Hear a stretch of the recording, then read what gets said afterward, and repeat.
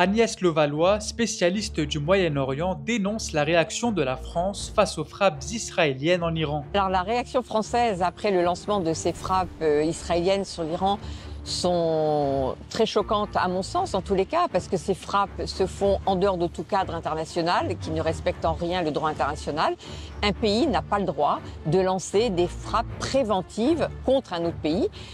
Alors vous allez me dire qu'Israël, de toute façon, depuis des années, bafoue le droit international et c'est depuis le 7 octobre de façon encore plus évidente, puisque régulièrement Israël continue à bombarder le Liban alors qu'il y a eu un accord de cessez-le-feu, que Israël bombarde les infrastructures militaires syriennes sans aucune raison, si ce n'est au nom des frappes préventives. Donc il y a un nouveau concept aujourd'hui développé par Israël qui est les frappes préventives, qui là, évidemment vont à l'encontre de tout droit international.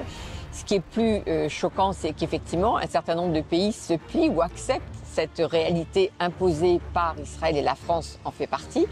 Ce qu'il faut bien comprendre, c'est que la question finalement du nucléaire et du nucléaire iranien fait l'unanimité dans les pays occidentaux et donc considérant que l'Iran n'a pas droit à cette technologie parce que c'est un État voyou, c'est un État dangereux et donc là encore, de façon préventive, il faut interdire la possibilité à l'Iran d'accéder à cette technologie. La présidente de l'IREMO explique que Benyamin Netanyahou n'a rien laissé au hasard dans son attaque contre Téhéran. Donc il y avait des pressions de la part de certains pays sur Netanyahou pour alléger le blocus de Gaza. Il y avait des tensions aussi en interne sur la scène politique intérieure israélienne.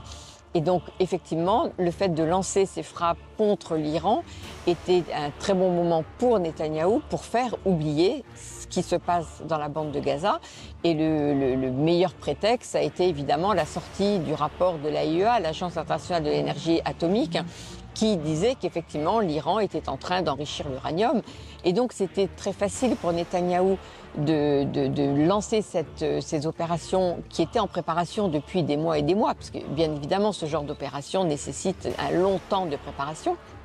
Mais le timing n'est absolument pas laissé au hasard. Les motivations du Premier ministre israélien reposent aussi sur le rôle des États-Unis dans le nucléaire iranien. Ce qu'il faut bien comprendre, c'est qu'en fait, Netanyahou ne veut pas que des négociations entre l'Iran et l'AIEA et l'Iran et les États-Unis arrivent à un accord, puisque lui est formellement opposé à tout accord sur la question du nucléaire iranien.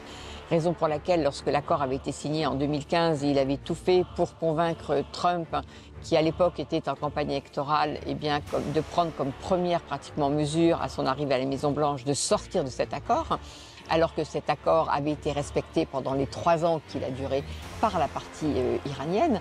Et donc il faut bien comprendre que pour Netanyahou, cet accord n'était absolument pas tenable et qu'il était hors de question de laisser même les Américains reprendre les négociations avec l'Iran.